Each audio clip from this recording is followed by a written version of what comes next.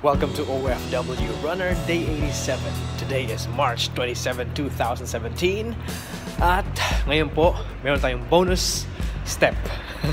Before tayo pumunta sa 5th step, we will talk about a bonus step today, the step 0. Yan po ang pag-usapan natin mamaya. Sa mga first time na manood, this is my New Day's resolution.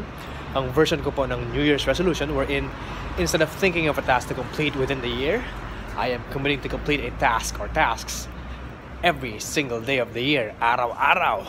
And I am taking a video of it so I can inspire even just one person to start a habit and make it a good one.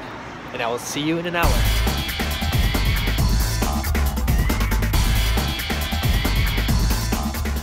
The ultimate purpose of wealth or money is to help or love others.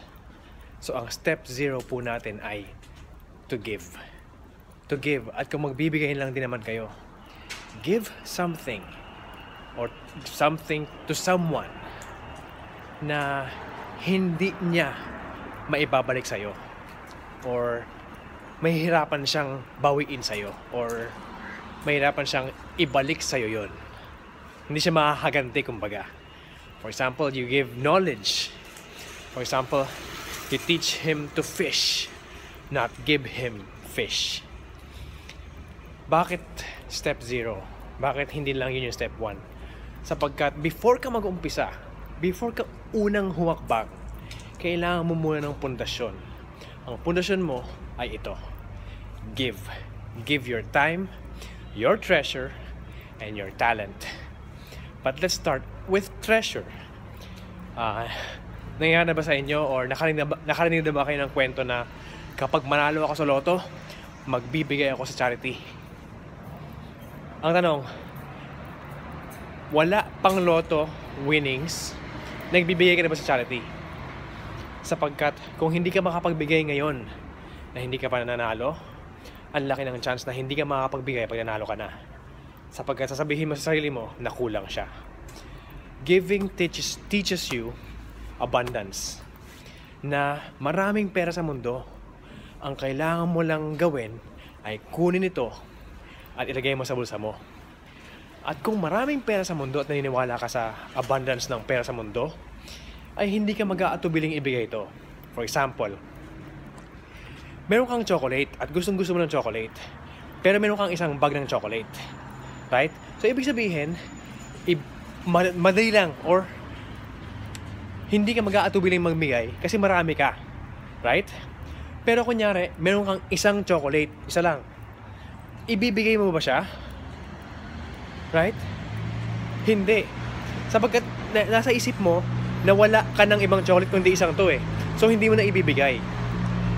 Right? Ngayon, kung yung pera mo, feeling mo, yun na lang ang pera mo at hindi naman natatagan yun, hindi, mahihirapan kang magbigay eh. Hindi mo ibibigay yung nag-iisa mong chocolate o yung natitira mong pera kasi ang thinking mo, hindi ka na magkakaroon ulit nun. At dyan tayo nagkakamali. Ang pera ay abundant. Napakaraming pera sa mundo. Kailangan lang natin gawin ay kunin ito at ilagay mo sa bulsa mo. At kung naniniwala ka na kahit itong perang to natitira sa bulsa mo, hindi yan ang last na pera mo. Pag ibinigay mo yan, you will receive more. I promise you. Try it. Yun na lang challenge ko. Try it. But you have to be joyful. Be a joyful giver. Matuwa ka sa pagbigay mo. Or ikatuwa mo ang pagbibigay mo. Or yung service mo sa ibang tao. Mag-umpisa ka sa tithing. 10% ng iyong sweldo, ibigay mo doon. Mag-umpisa ha, ibig sabihin, hindi din magtatapos. Sapagkat nakaka-addict din yun eh, ang mamigay. Umpisahan mo. Challenge ko lang sa'yo, umpisahan mo, kabayang OFW. Ang pera ay hindi nagkukulang. Walang scarcity sa pera. Ang pera ay abundant. At yung hawak-hawak mo ngayon, ang sweldo mo, hindi yan ang last na perang mapupunta sa'yo. At ipinapangako ko sa'yo, kapag ibinigay mo to kay Lord, or nagbigay ka sa ibang tao, tinulungan mo ang ibang tao, babalik at babalik sa'yo. May kasabihan nga tayo, di ba? Basurang itinapon mo, babalik at babalik din sa'yo. What if magtapon ka ng ginto? Babalik din kaya sa'yo? try mo. Alam kong kaya mo to kaibigan, sapagkat kung kaya ko maglakad, tumakbo or mag-jog 365 days ngayong taon. Alam kong kaya mo rin. Start with step 0 and give.